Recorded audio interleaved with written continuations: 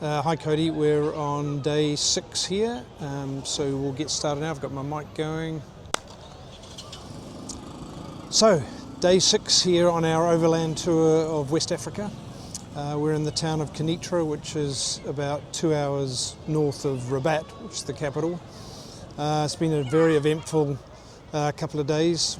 We left Chefchaouen yesterday morning after a horrendous night. It rained non-stop the whole time. Reminded me of why we don't like camping anymore. So everything in the tent got wet, the sleeping bags, the pillows, you name it. So a bit of a disaster, but everyone was in the same boat, and we packed up the truck pretty early and made our way. We were heading to down to Rabat, really, or a beach town close to that. About probably an hour or 2 hours in, we had a flat tyre, so we had to stop on the side of the road and fix that, which the guys did reasonably quickly. It takes quite a while to change a truck tyre, but we were slowed down for about an hour, and then we carried on, and probably a couple of hours after that, sadly the second of our trucks, the truck behind us, the one that we weren't in, had a rather nasty accident. The truck hit a solid concrete bollard on the side of the road and careered off the road into a tree, and then ended up in a sort of a mud pile on the side of the road with a hell of a lot of damage done to the truck and quite some damage to those inside. I think we ended up with 2 ambulances and a lot of police. Probably 6 or 7 went to hospital. 5 of them were discharged fairly quickly, but the other 2 are in critical condition and have been so now for a good 24 hours. So we're all very hopeful that they're going to come right, but it's certainly the end of their trip. They have life-threatening injuries, unfortunately, so it's a bit of a sombre drive from there here to Kenitra, where they put us up in a hotel for a couple of days to sort of reevaluate what we're doing.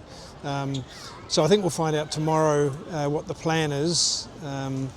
It's going to be very difficult to combine both the passengers from both trucks, but it's potentially doable. I think 1 or 2 may pull the pin as a result of what's happened.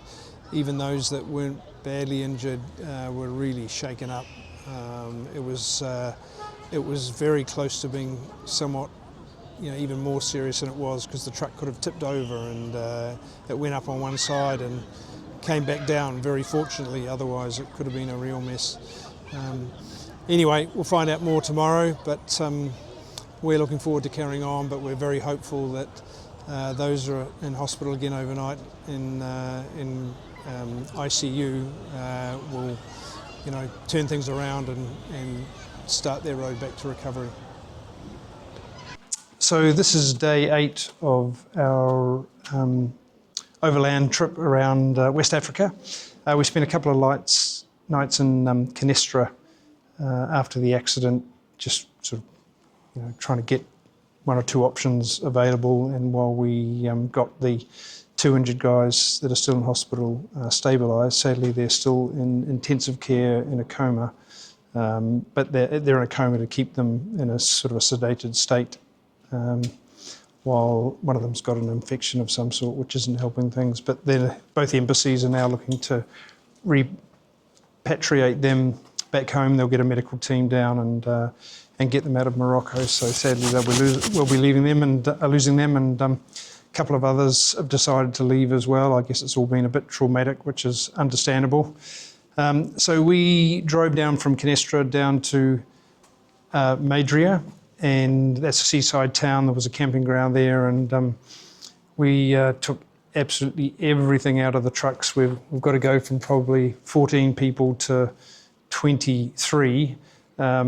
So it's a bit of a major overhaul. So we took everything out of the truck. There's some stuff that's been in there for quite some time, and repacked it all. So to try and make it comfortable and safe, we've decided that there'll be nothing loose in the back of the cab. where we all travel, which wasn't the case previously, and certainly during the accident, stuff flying around the truck, inside of the truck, certainly didn't help things. So we've taken a day off. Amory and I went and stayed in a hotel for a few nights, which was nice, and we made our way down in a taxi today to Rabat, and what a pleasant surprise that was. We went and visited the mausoleum there, which is just extraordinary, and then made our way down to the seaside area, had a bit of lunch, and into the Casbah, which, you know, like many of these in Morocco, are just fabulous places. You know, busy, the smells of spices and all sorts, people wandering around, and all sorts of costume and dress, and just busy, you know, interesting places. People just, you know, going on their normal lives in this sort of location, and you know, we certainly enjoyed doing that. We're going to head back shortly to Madria, and we're going to head off tomorrow. We hope we'll get down to Casablanca. That's the plan, I think, although I suggest we probably have another meeting tonight with everyone and see what the plans are, and there's one or two, maybe three, that are considering leaving as well, so we'll probably find out tonight whether that happens. So this is day 10 of our overland trip around West Africa. We left, I guess, Rabat yesterday and drove down the coast, which was a night drive to Casablanca. We've been to Casablanca a few times before, but never actually been inside the Hamed II Mosque, and we got that opportunity this time, which was just fantastic. I think it's the third biggest mosque in the world, and it houses 40,000 people during prayer during the busy times, and has a tower of over 200 metres, which my understanding is the largest structure in Africa. So very impressive and great to get there eventually. And then we drove through the desert really on our way down to Marrakesh. It was quite a long day. We probably had 4 or 5 hours with a couple of stops, and it wasn't desert in terms of sand, but it was certainly very dry and very rocky. We arrived at our campsite probably about 7 p.m. last night. And today we've had the distinct pleasure of coming into Marrakesh for the first time, and we're sitting right now in the courtyard of one of the courtyards in the palace, and there's quite a bit of renovation going on, which is probably well overdue. But just in here, you can see all the marble and the mosaics. And just it's nice and cool on a very warm day, and you can see why they did this. It's a very hot place. Anyway, we've been wandering around the Medina for quite some time, and it's probably as busy as any we've been to here in Morocco.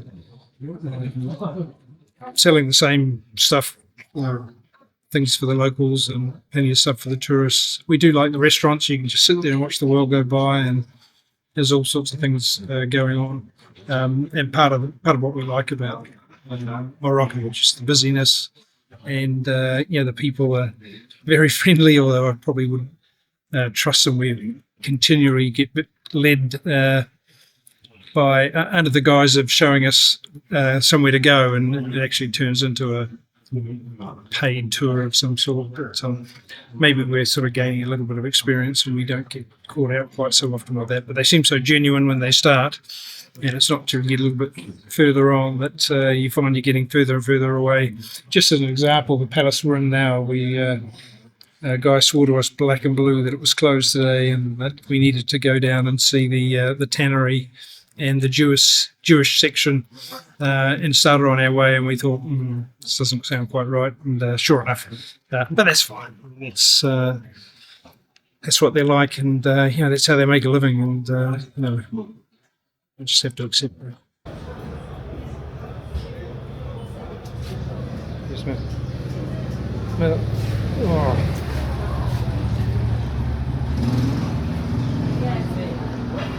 This is frankincense. Yes, don't know about that one.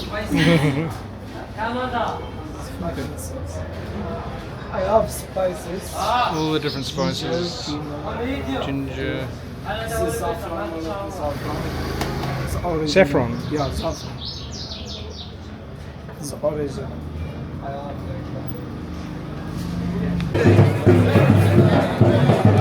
it.